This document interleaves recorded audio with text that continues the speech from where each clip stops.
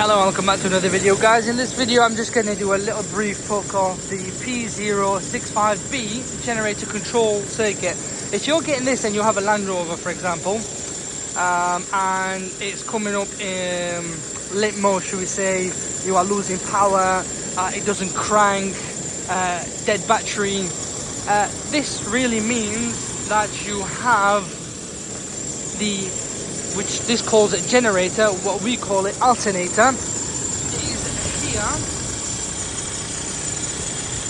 Now, it's the alternator that needs replacing, but before you replace the alternator, personally as a mechanic, what you are best to do is to check the fuse board. Check the fuse board is good, the fuse there is good, check the wiring to this, make sure there is currents coming to it. If there is, then the last option would be to change the alternator, which then this eliminates this fault code and you won't be losing any power in that sense. But on this vehicle, this is a 2.2 diesel, I'm sure the 2.4 will be very similar as well. It is just located here. I could be wrong, I could be, but it looks like it is here, there. That's where it is. So that's what we'd do.